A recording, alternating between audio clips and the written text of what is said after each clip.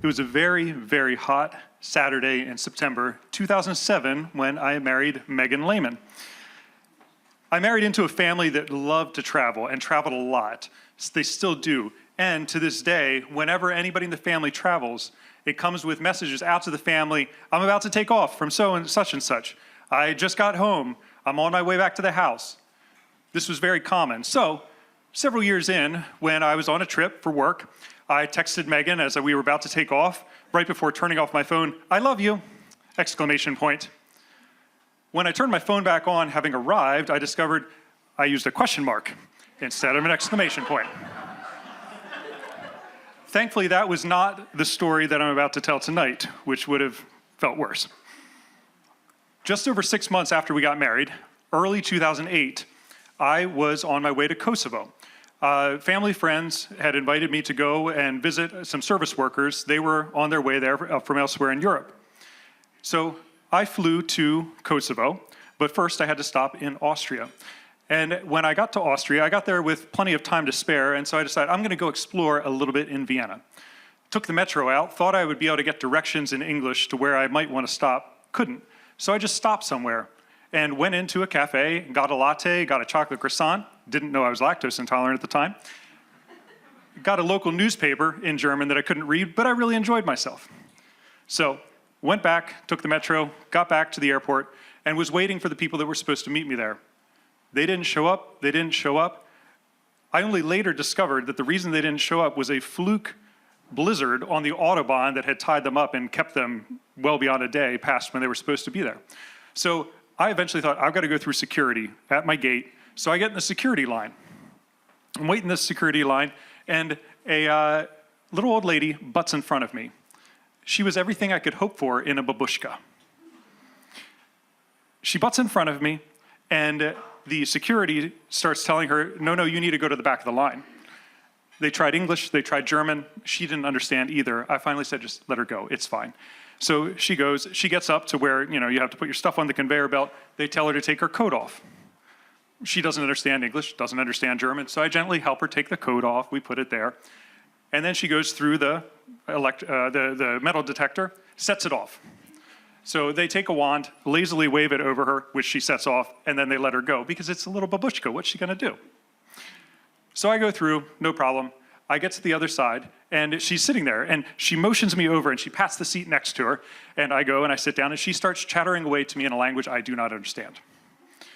Just keeps talking. Eventually, a man a little bit older than me sits down on the other side of her, and he starts speaking the same language. I later learned this is Albanian.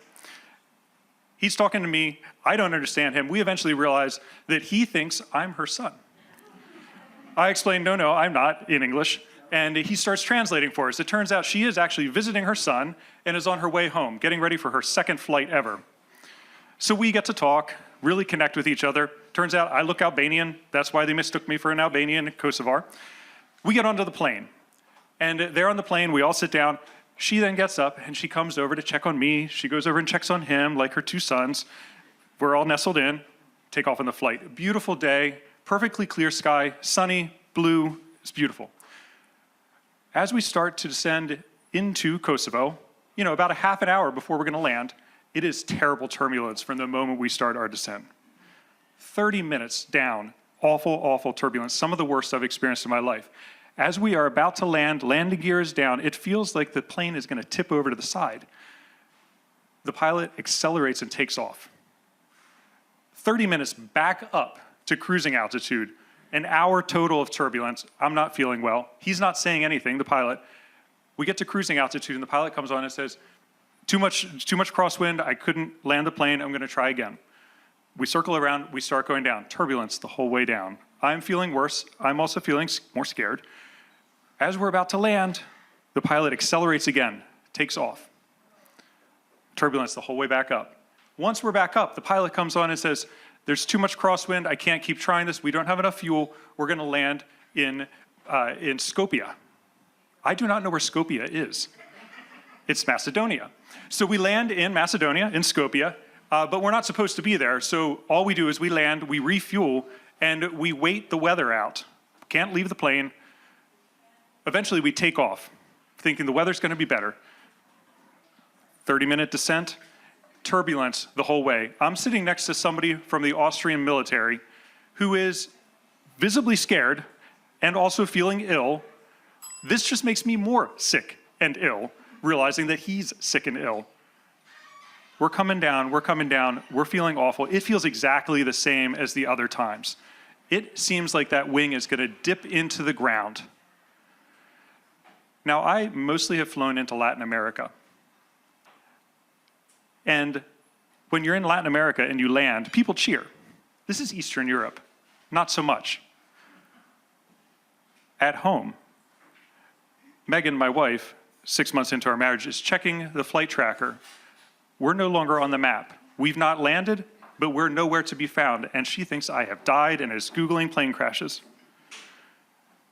We land, and a whole bunch of Eastern Europeans applaud like crazy.